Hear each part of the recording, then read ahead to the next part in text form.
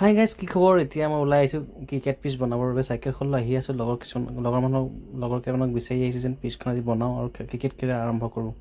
এনেকৈ চাইকেললৈ ওলাই অহাৰ পিছত ল'ৰা কেইটামান লগ পালোঁ আৰু সুধিলোঁ যেন ক্ৰিকেট পিচ বনাবি নেকি? মই বনাম বুলি কোৱাৰ লগে মই ঘৰত গৈ কাপোৰবোৰ চেঞ্জ কৰি আহি গ'লোঁ।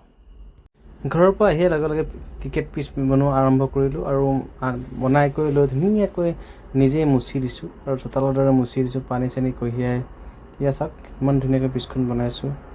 গাঁৱৰ বহুত ল'ৰাবোৰ আছে কিন্তু কোনো পিচখন বনাব নাহে আৰু খেলাৰ সময়ত বহুত ওপৰা ওপৰি কৰে, মই বেট দিওঁ। তথাপিও এইবোৰ কথা পাহৰি নিজেই চেষ্টা কৰিছোঁ এখন ধুনীয়াকৈ পিচ বনাই মই থকা কেইদিন এমাহ খেলিম আৰু এনেকৈ নিজেই কষ্ট কৰি গোটেই পিচখন বনালোঁ আৰু বনোৱাৰ পিছত খেলা আৰম্ভ কৰিম ভাটিবেলাৰ পৰা। ভাল লাগে, খেলা ধূলাৰ মাজেৰে মানুহৰ মনোৰঞ্জনবোৰ হৈ থাকে আৰু এনেকৈ আমি খেলি থাকিব লাগিব, তেতিয়া আগলৈ আমি সদায় সুস্বাস্থ্যৱান হৈ থাকিম। এই লগৰবোৰে হেৰি কৰি আছে, বান্দৰী পুতি আছে আৰু মই ধুনীয়াকৈ পিচখন মুচি আছোঁ আৰু ঘৰত আহিলোঁ। ঘৰত আহি পিনি মানিমুনি আৰু নৰসিংহ আৰু সকলোবোৰ মায়ে বনাই আছে আৰু মাছ ভাজিলে আৰু ধুনীয়াকৈ সাজ খাম।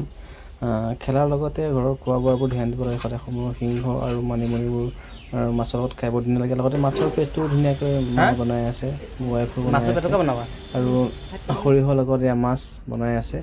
আজি দুপৰীয়া সাঁজটো এনেকৈ আমাৰ যাব আৰু খাই ভাল লাগিব আৰু ভাটিবেলা 3টা বজাৰ পৰা আমি ক্ৰিকেট খেলাৰ আৰম্ভ কৰিম। সেইকাৰণে এতিয়া ঘৰ পালোহি। ঘৰত আহি সকলোবোৰ মায়ে যা যোগাৰ কৰি আছে। Bye bye.